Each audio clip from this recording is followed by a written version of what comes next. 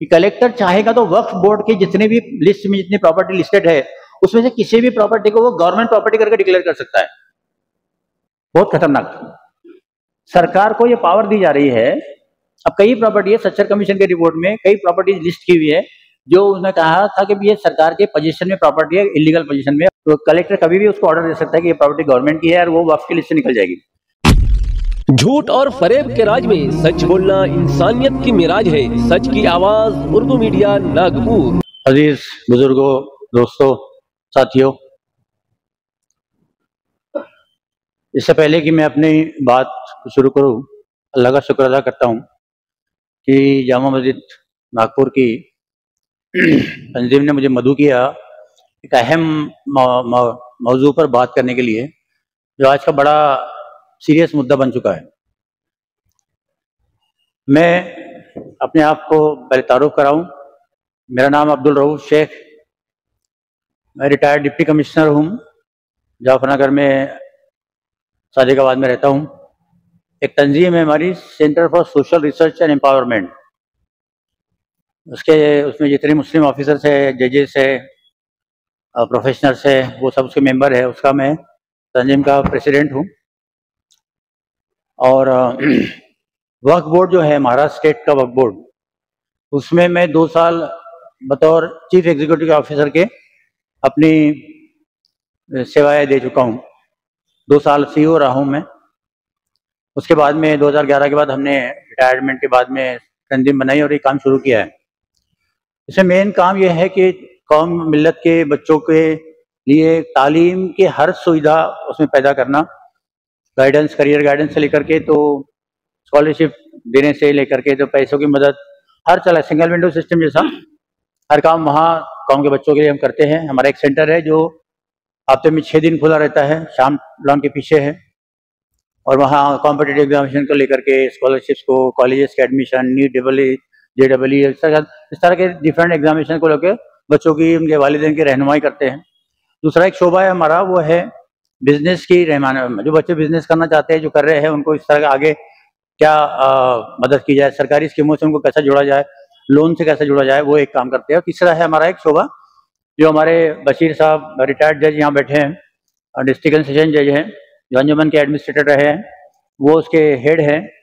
वो है legal aid का एक शोबा है कि जिसमें कानूनी मशवरा अगर किसी को चाहिए, तो अन्य मशवरा या कोई मदद चाहिए तो वो हम मुहैया कराते हैं फ्री में। ये सारी सर्विसेज हम फ्री ऑफ कॉस्ट कराते हैं। पिछले 8 सालों से हम लोग करते आ रहे हैं। तो उस तंजीम का मैं अध्यक्ष हूँ। अब एक नया मसला आ गया है जिस पर हम आज बात करेंगे। लिमिटेड 20 मिनट का वक्त है मेरे पास। मैं बताने की कोशिश करूंगा कि एक अहम मसला जो वक्फ की तरमीमी बिल के शक्ल में आया हुआ है और वो हम लोगों के सामने एक बहुत बड़ा इशू बन के खड़ा हो गया है। पूरे मिल्लत को इसके बारे में पता होना चाहिए। परसों ही मुस्लिम पर्सनल बोर्ड के जनरल सेक्रेटरी जनाब उमरैन रहमानी साहब, इन्होंने जूम पर एक मीटिंग की। उसमें 400-500 लोग, 450-500 लोग जुड़े थे और उन्होंने जो बात कही तमाम मिल्लत से और रहनुमा से और मसाजिदों से और इमामों से, आइम्मा हज़रात से, कि भाई इस इशू को लेकर के बेदारी पैदा करे कौम में और इसमें आगे जो हमको करना है, कौम को काम करना है, उसकी तरफ लोगों की तवज्जो दिलाए। तो मौलाना उमरैन रहमानी साहब की जो बात उन्होंने जूम मीटिंग में जो मुझसे कही, और जूम मीटिंग से पहले मुझसे खास पर्सनली फ़ोन करके भी कहा कि सर आप मीटिंग में तशरीफ रखें और आप जाकर के लोगों में बेदारी का काम में थोड़ी मदद करें। तो उनकी ही जो बात है मुस्लिम पर्सनल बोर्ड की, वो बात मैं आप तक पहुंचाने वाला हूं। मैं अपनी तरफ से कोई बात नहीं करने वाला। वैसे हमने वक्फ अमेंडमेंट के तरमीमी बिल पर इसके पहले भी कुछ मीटिंगें ली है और वो बेदारी का काम हम अपनी तरफ से, हमारी तरफ से जाने से शुरू है। संडे को भी जमात इस्लामी का एक मरकज में एक प्रोग्राम है, उसमें भी ये बेदारी की एक वर्कशॉप, एक प्रेजेंटेशन मैं करने वाला हूँ। जिसको अगर इंटरेस्ट है तो मरकज में संडे को सुबह 11 बजे आ सकता है। अब आइए इस बिल के बारे में बात करते हैं। यह अहम मसला कैसा है? जिस तरह से CA और NRC का मसला खड़ा हो गया था, को हम जिस तरह बेदार हुई थी, अब इस तरह का ये भी मसला खड़ा हो गया। पार्लियामेंट इलेक्शन में हुए नचाइज के असरार बताइए या कुछ और बताइए आप। लेकिन अभी एक ऐसा है, देखिए हम वक्फ शब्द जानते हैं, औकाफ क्या है। एक मुसलमान अपने जिंदगी भर की कमाई जो है वो अल्लाह की राह में वक्फ कर देता है, डेडिकेट कर देता है, उसको वक्फ कहते हैं। और जिंदगी भर किसी ने कमा के एक मकान बनाया और उसके घर में कोई औलाद नहीं है या औलाद है भी, तो वो मकान अगर अल्लाह की राह में दे दिया, किसी मस्जिद को वक्फ कर दिया, किसी दरगाह को वक्फ कर दिया, तो उस मकान से जितना भी मुनाफे आगे चल के फायदे फवाइद होंगे कौम को, मिल्लत को, उसका सवाब जारी है, उसको मरने के बाद मिलता रहे, उसके पीछे का मकसद होता है। तो ये जो डोनेट करने वाला, प्रॉपर्टी डोनेट करने वाला शख्स है, वक्फ की जायदाद को डोनेट करने वाला शख्स है, उसको वाकिफ कहते हैं। अब ऐसे वाकिफ हजरात ने और कई मुस्लिम बादशाहों ने इसके पहले ये बहुत सारी प्रॉपर्टी जो है और बहुत सारी मसाजिदों को डोनेट की है, दरगाहों को डोनेट करी है, मदारिस को डोनेट की है। ऐसी लाखों इंस्टीट्यूशंस पूरे हिंदुस्तान में खड़ी है, न सिर्फ हिंदुस्तान में, पूरे दुनिया में खड़ी है। बड़ी बड़ी इंस्टीट्यूशन में, मिस्र के काहिरा में अगर देखें तो बड़ी यूनिवर्सिटी बनी है वक्फ के ऊपर। तो वक्फ वो सिस्टम है। अब वक्फ के लिए 1954 तक कोई कानून नहीं था। 1954 में इस वक्फ में क्या था, खुर्द-बुर्द बहुत हो रही थी। जिनको मैनेजर बना दिया, जिनको मुतवल्ली बनाया, वही बेच रहे हैं, वही खा रहे हैं, वही सब कर रहे हैं। तो उसके लिए सरकार ने 1954 का पहला कानून लाया, वक्फ एक्ट 1954, और उस कानून को लेकिन वो कानून पूरे हिंदुस्तान के लागू नहीं था। तो फिर भी हमारे यहाँ विदर्भ के जो लोग हैं वो अपने आप के अपनी इंस्टीट्यूशंस को चैरिटी कमीशन में रजिस्टर करते थे। अब वक्फ डेफिनेशन में क्या आता है, वो सब प्रॉपर्टी भी आती है जो वक्फ की भी है, जमीनें, जायदादें सब है, वो प्रॉपर्टी तो है। उसके अलावा मसाजिद, मदारिस, दरगाह, कब्रस्तान, आशुरे खाने, ये सारी की सारी जितनी इंस्टीट्यूशन है वक्फ के डेफिनेशन में कवर होती है, यानी ये सब वक्फ इंस्टीट्यूशन कहलाती है। अब इन सब इस वक्फ इंस्टीट्यूशन को एक प्रोटेक्शन और तहफ़्फ़ुज़ देने के लिए सरकार ने 1954 का एक्ट लाया था, उसको भी ठीक से नहीं था। 1995 का एक बहुत अच्छा एक्ट पार्लियामेंट ने पास किया जब कांग्रेस की सरकार थी, और एक मुसलमानों को बहुत अच्छा गिफ्ट दिया कि भाई आप अपनी प्रॉपर्टी जायदादें इसमें संभाल लें और इसमें आप ये करें। कुछ प्रॉब्लम है तो उस वक्त के उस कानून में हर तरह का प्रोटेक्शन अवेलेबल था, अभी भी है। वही एक्ट 1995 का अभी भी जारी है और सारी है, वही कानून अभी भी जारी है। उसमें 2013 में तो कुछ तरमीमें की गई जो वक्फ के फायदे के लिए थी। और उसके तहत क्या हो रहा था कि जब से ये 95 का बिल बना और 2013 में इसमें तरमीमें हुई, इसके बाद कुछ लोगों की नजर इस पर पड़ी है और कुछ केसेस इधर उधर, एक दो तीन केसेस ये वक्फ बोर्ड ने कुछ प्रॉपर्टीज को पे दावा बोल दिया कि भाई ये प्रॉपर्टीज वक्फ की है।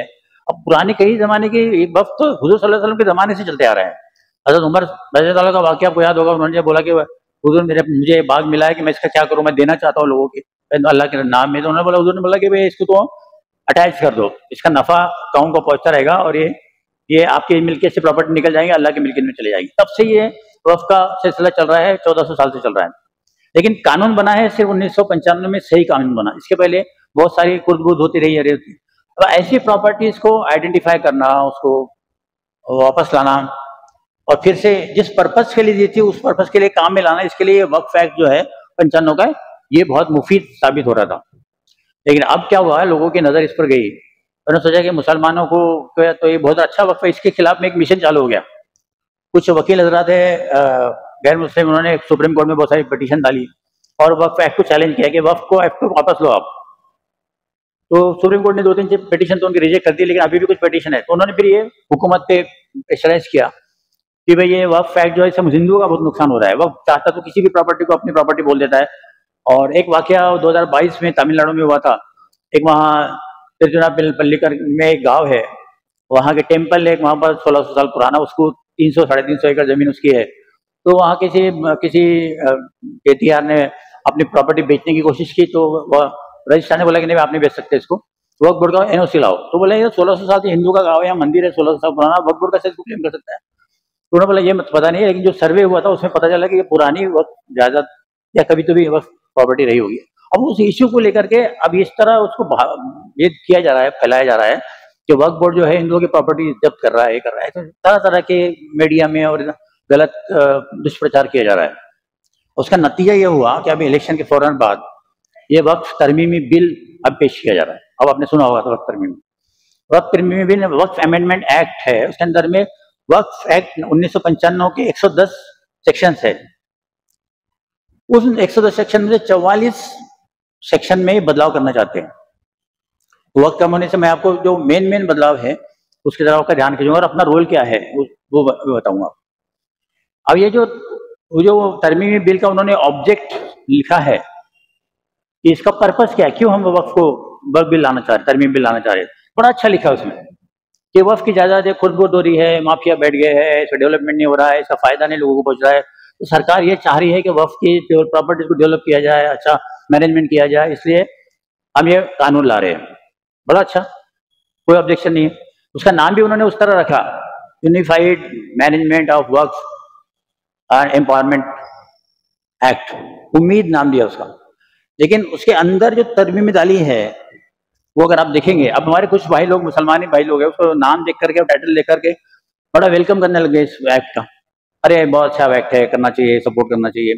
लेकिन भाई आप उसके तरमीम के अंदर देखिए क्या लिखा हुआ है, बड़ी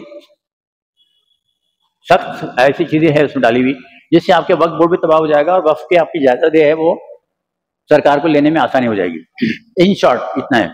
सबसे पहला है वक्फ बाय यूजर का एक डेफिनेशन होता था कि बहुत सारी पुरानी इमारतें हैं, मस्जिदें हैं, दरगाहें हैं जिसका कोई क्रिएशन का रिकॉर्ड नहीं है, अब यूज करते आ रही है, मस्जिदें नमाज पढ़ रहे हैं, कब्रिस्तान को इस्तेमाल कर रहे हैं और दरगाहों में जा रहे हैं, तो उसको वक्फ बाय यूजर कहा जाता था, तो उसलिए वो प्रोटेक्टेड थी कि यह वक्फ है भाई। अब तरमीम में क्या बोला जा रहा है कि वक्फ बाय यूजर का क्लॉज है, निकल जाएगा, अब नहीं रहेगा। यानी क्या, आपको अगर कोई प्रॉपर्टी को वक्फ डिक्लेयर करना है तो आपका उसका रिकॉर्ड दिखाना पड़ेगा पुराना, 400 साल 800 साल पुराना, ये वक्फ किसने दिया था, क्या, कहां से लाएंगे आप, तो वक्फ बाय यूजर को खत्म करने जा रहे हैं। तीसरा, कलेक्टर को कुछ पावर्स दी जा रही है, उसमें सेक्शन 3C नया जोड़ा जा रहा है, उसमें यह बताया जा रहा है कि कलेक्टर चाहेगा तो वक्फ बोर्ड की जितनी भी लिस्ट में जितनी प्रॉपर्टी लिस्टेड है उसमें से किसी भी प्रॉपर्टी को वो गवर्नमेंट प्रॉपर्टी करके डिक्लेयर कर सकता है। बहुत खतरनाक, सरकार को ये पावर दी जा रही है। अब कई प्रॉपर्टी है, सच्चर कमीशन के रिपोर्ट में कई प्रॉपर्टी लिस्ट की हुई है जो उसने कहा था कि ये सरकार के पोजीशन में प्रॉपर्टी है, इलीगल पोजीशन में, और इंदिरा गांधी जी ने एक लेटर लिखा था सारे स्टेट गवर्नमेंट्स को कि ये प्रॉपर्टी आपको वापस करो, नहीं तो उनका किराया दो आप। अब क्या ऐसी सारी प्रॉपर्टी जो सरकार के कब्जे में है या सरकार के किसी ग्राम पंचायत के म्यूनिसिपैलिटी कब्जे में है, तो कलेक्टर कभी भी उसको ऑर्डर दे सकता है कि ये प्रॉपर्टी गवर्नमेंट की है और वो वक्फ की लिस्ट से निकल जाएगी। आपकी हजारों प्रॉपर्टियां जो है इस तरह से वापस निकल जाएंगी। वक्फ बाय यूजर का कंसेप्ट निकल जाने से वक्फ बाय यूजर में जो पुरानी एंशिएंट इमारतें हैं, पुरानी जमीनें हैं और आर्कियोलॉजी जिसके ऊपर कब्जा करके बैठा है, ये सब आपकी निकल जाएगी। उसके बाद में वक्फ बोर्ड ऐसा बना रहे हो कि वक्फ बोर्ड के अंदर आज क्या है, वक्फ बोर्ड में 7 से 14 मेंबर होते हैं, सारे के सारे मुसलमान, प्रोविजन कानून में प्रोविजन है। अब नए तरमीम के हिसाब से होगा उसमें सिर्फ 4 लोग मुसलमान रहेंगे, 11 लोगों को बैठ रहेगा, 4 मुसलमान रहेंगे और बाकी 7 सरकार नॉमिनेट जो करेगी उनको डालेंगे। नॉमिनेटेड बोर्ड रहेगा, अभी इलेक्टेड बोर्ड होता है, सरकार जो जिसको डालेगी, चेयरमैन सरकार जिसको बोलेंगे उसको रहेंगे। और चेयरमैन XYZ किसी को अगर किसी भी कौम के आदमी को लाकर बिठा देंगे चेयरमैन करके वक्फ बोर्ड में, और आपके 11 में से 7 मेंबर अगर गैर मुस्लिम हो गए तो आप अंदाज करें कि वक्फ बोर्ड आपके हाथ में रहेगा, गैर के हाथ में गया। प्रोविजन में क्या डाला है कि 2 मेंबर उसके हिंदू हो गए, लेकिन देखने वालों को क्या लगता है, हाँ चल ठीक है 2 ही मेंबर उसमें हिंदू हैं, लेकिन ऊपर के जितने मुस्लिम होना चाहिए मुस्लिम है, हमने हटा के क्या कर दिया, जनरल कर दिया। सरकार चाहेगी तो वो जो 7 लोग हैं वो भी गैर मुस्लिम हो सकते हैं। इस तरह सेंट्रल वक्फ काउंसिल एक इंस्टीट्यूशन है जो दिल्ली में रह बैठती जो गाइड करती है, तो उसमें भी उन्होंने पहले 14 मेंबर होता था, 22 मेंबर का नया बोर्ड बनाया, उसमें 12 मेंबर गैर मुस्लिम होंगे। तो अब ये बोर्ड को इतनी ताकत है, इतनी पावर्स है कि चाहे तो मस्जिद को कोई भी डायरेक्शन दे सकती है, मस्जिद के कोई भी रिकॉर्ड बुला सकती है, कुछ भी कर सकती है, मदारिस को, दरगाह होगा, वक्फ बोर्ड का इतना पावर्स है। ये वक्फ बोर्ड अगर गैरों के हाथों में जाएगा तो आपकी मसाजिदों का और इसके पूरा कंट्रोल किसके हाथ में जाएगा, इनके हाथ में जाएगा। तो ये इसके पीछे का मंशा है। इसके अलावा सीओ, आज सीओ नहीं मिलता है तो वक्फ बोर्ड की हालत खराब है। सीओ गैर मुस्लिम भी हो सकता है, अभी मुसलमान होता है, मैं सीओ था। दूसरा, सीओ जॉइंट सेक्रेटरी लेवल का होगा जो कभी मिलेगा ही नहीं, अभी डिप्टी सेक्रेटरी लेवल का आदमी नहीं मिलता, जॉइंट सेक्रेटरी काम मिलेगा। वक्त ट्रिब्यूनल होता था, ट्रिब्यूनल के पावर्स को फाइनल होता था, ट्रिब्यूनल के जो फाइनल 4 इंस्टीट्यूशन बहुत जिम्मेदारी होती है, 4 इंस्टीट्यूशन, इसमें सीओ, बोर्ड, CWC और वक्त ट्रिब्यूनल, 4 चीजों, चारों चीजों को कमजोर करने की प्रोविजन सारी इसमें डाली हुई है। आप पढ़ लीजिए एक्ट को, किसी को अगर कोई जानना है तो वो हमारे पूरी लीगल टीम है, हमारे पास हाईकोर्ट जज है, डिस्ट्रिक्ट जजेस से बैठे हैं, वकील है, हमारी टीम है, उसका हम लोग स्टडी करके ये सब हमने निचोड़ निकाल के मैं आपको सामने बता रहा हूँ। तो किसी को कोई शक है तो आके हमसे मिल सकते हैं। तो ये एक है। उसके बाद में अब नए कोई वर्क प्रॉपर्टी रजिस्ट्रेशन करना है तो अब पॉसिबल नहीं है। हर प्रॉपर्टी के केस जो है कलेक्टर के पास जाएगी, कलेक्टर बोलेगा ये गवर्नमेंट प्रॉपर्टी, तो वो रजिस्ट्रेशन नहीं होगा। इस तरह की बहुत सारी तरमीमें, वक्त अपने पास नहीं है, 5 मिनट बाकी है। अब हमारा रोल क्या होना है? अब इस तरमीम को जो बिल पेश किया गया पार्लियामेंट में, तो वहां पर कुछ लोगों ने ऑब्जेक्शन लिया होगा, वो गया पार्लियामेंट, उन्होंने भेज दिया जेपीसी की तरफ। ज्वाइंट पार्लियामेंटी कमेटी अब इस पर विचार करेगी और ज्वाइंट पार्लियामेंट्री कमेटी की 3 मीटिंग हो चुकी है और उसमें 31 मेंबर का बॉडी है, मेंबर ऑफ पार्लियामेंट है, वो सुन रहे हैं सबको। और उन्होंने सबको, पब्लिक को, मुसलमानों को, मसाजिदों को, सबको बोला कि जिसको जिसको भी ऑब्जेक्शन भेजना है, रिप्रेजेंटेटिव भेजना है, भेजो भाई। उन्होंने ईमेल भी दे दिया है और एक एड्रेस भी दिया है और वो सारे व्हाट्सएप में घूम रहा है, मुझे उसमें बताने की जरूरत है। अब हमारा रोल क्या है, हमारा क्या काम है? मुस्लिम पर्सनल बोर्ड का एक कहना यह है और उनका मुतालबा है सबके साथ, तो पूरी कौम से, कि भाई इतनी तादाद में आप ऑब्जेक्शन और रिप्रेजेंटेशन भेजिए कि उनको मुश्किल हो जाए काम करना और उनको पढ़कर ये करना, और अलग अलग तरह के रिप्रेजेंटेशन भेजिए। तो उन्होंने कुछ वो भी बनाए हैं, मैसेज बनाए हैं कि आप उसको क्लिक करो तो आसान हो जाएगा। अगर आपको लिखना पढ़ना नहीं आता तो आप क्लिक करके उसको मेल पे भेज दीजिए। लिखना पढ़ना आता है, हिंदी इंग्लिश जानते हैं, तो हमारे पास कुछ, हमारे साजिद भाई के पास मैंने बना के दिया है, कुछ अलग अलग तरह का ड्राफ्ट है। ऑब्जेक्शन डालिए उसमें, जिसमें जितनी चीजें मैंने बताई, इसके सिवा और आधे से ज्यादा चीजें मैं बता नहीं पाया वक्त की कमी की वजह से। तो ये आपको हमारा रोल क्या है, असल बात यहाँ आ रही है। देखिए, पूरी कौम जाग गई थी जब सीए एनआरसी आया था, तब भी हम कहते कि एनआरसी लाना इनके बस की बात नहीं है, सीए जरूर लाएंगे। और सीए लाया उन्होंने, उसके रूल भी बनाया और लागू भी हो गया। ट्रिपल तलाक का कानून हमारे लोग बोल रहे थे कि नहीं लाएंगे, लेकिन हम बोले कि लाएंगे, और लाया उन्होंने और लागू हो गया। अब देखिए, ये भी, इसके पीछे भी वो ऐसे लगे हुए हैं कि रोज हर हफ्ते में 2 बार जेपीसी की हियरिंग हो रहा है और पूरे जो इस्लाम के खिलाफ जितनी ताकत है सबको उन्होंने काम से लगा दिया है कि आप भी रिप्रेजेंटेटिव भेजो, वेलकम करो इस बिल का। और उनके साथ जो मुसलमान मिले हुए उनको भी बोला कि तुम भी जाओ और तुम भी रिप्रेजेंट करो कि हम वेलकम करते हैं इस बिल का। भाई बहुत खतरनाक बात है। अब अल्लाह के प्रॉपर्टीज के साथ बेईमानी करेंगे अगर हम ऐसा करते हैं। जो अल्लाह के नाम की प्रॉपर्टी वक्फ की हुई है, अल्लाह की प्रॉपर्टीज है, उसके साथ अगर इंसाफ नहीं होगा तो हम क्या जवाब देंगे अल्लाह के साथ? हमने अगर हमारा रोल अदा नहीं किया तो हम अल्लाह के सामने क्या जवाब देंगे? अब ये वक्त सोने का नहीं है, जागने का वक्त है। डेंजर सामने खड़ा है।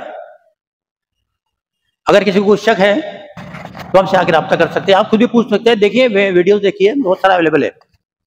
आज हमारी इमीडिएट जिम्मेदारी ये है, और मुस्लिम पर्सनल बोर्ड का मुतालबा, उनके तरफ से मैं आपसे बात कर रहा हूँ और कमेटी की तरफ से मैं आपसे बात कर रहा हूँ, जिन जिन को भी लिखना पढ़ना आता है, जिन जिन को भी ईमेल, जिनके पास ईमेल अकाउंट है, जिनके पास भी ये है, वो सब आज से फौरन 4 दिन के अंदर, 13 तारीख इसकी लास्ट डेट है, 4 दिन के अंदर में लोकसभा के सेक्रेटरीट को अपना ऑब्जेक्शन रजिस्टर करे कि ये बिल कतई हमको मान्य नहीं है, मंजूर नहीं है, इससे मुसलमानों का नुकसान हो रहा है, इसके नाम के और ऑब्जेक्ट के पीछे आपने छुपा एजेंडा रखा हुआ है, इससे वक्फ की बर्बादी होने वाली है, हमारी मसजिद का कंट्रोल गैर मुस्लिमों के हाथ में जाने वाला है, हमको किसी भी हालत में ये बिल मंजूर नहीं है। और अगर मंजूर करने की फिर भी आपने कोशिश की तो मुसलमान जो है इसका पीसफुल तरीके से प्रोटेस्ट कर सकते हैं।